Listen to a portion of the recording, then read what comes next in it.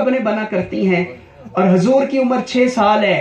علماء لکھتے ہیں کہ حضور نے اپنے ننھے ننھے ہاتھوں سے اپنی امی جان کی قبر کو بنایا، ننھے ننھے ہاتھوں سے حضور نے ان پتھروں کو جو ہے یہ کرید کرید کر اپنی ماں کی قبر کو تیار کیا، اور پھر ایمن کے ساتھ لگ کے اپنی والدہ کو رب کے سپرد کیا، اور پھر کافی دیر تک روتے رہے، اور پھر جب رخصت کا وقت آیا تو حضرت ایمن نے حضور کا بازو پکڑ کے اونٹ کے اوپر بٹھانا چاہا۔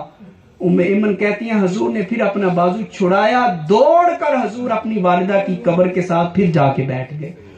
اللہ اکبر۔ اور پھر 57 سال کے بعد 63 سال عمر ہوئی حضور کی، واپس آ رہے ہیں، پھر حضور ابوا نامی بستی پہ آئے، اور حالت کیا ہے، اپنے دونوں گھٹنے دیکھیں نا پیار ماں سے، دونوں گھٹنے یوں اٹھا کے سینے کے ساتھ لگا لیے، اور دونوں ہاتھ گھٹنوں کے اوپر رکھ لیے، اور اپنا ماتھا اپنے ہاتھوں کے اوپر رکھ لیا، اور حضور پھوٹ پھوٹ کر رو دیے۔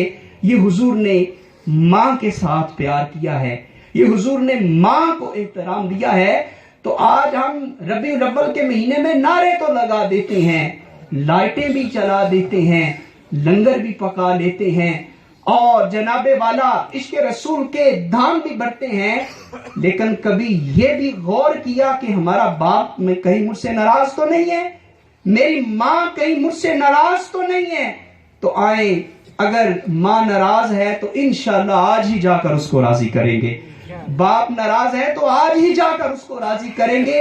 حضور نے فرمایا الجنت تحت اقدام الامہات، لوگوں جنت کتنی دور ہے، 7 آسمانوں کے اوپر عرش معلیٰ، اور پھر عرش معلیٰ کے اوپر جنت ہے۔ دیکھو ماں کا مقام، حضور نے جنت اٹھا کر ماں کے قدموں میں رکھ دی ہے، ماں کے قدموں میں رکھی، اور پھر حضور نے فرمایا تمہارا باپ جنت کا دروازہ ہے۔ کیا فرمایا حضور نے؟ تمہارا باپ کیا ہے؟ جنت کا۔ تو مجھے بتائیں، دروازے کو تالا لگا ہو آپ گھر آ سکتے ہیں؟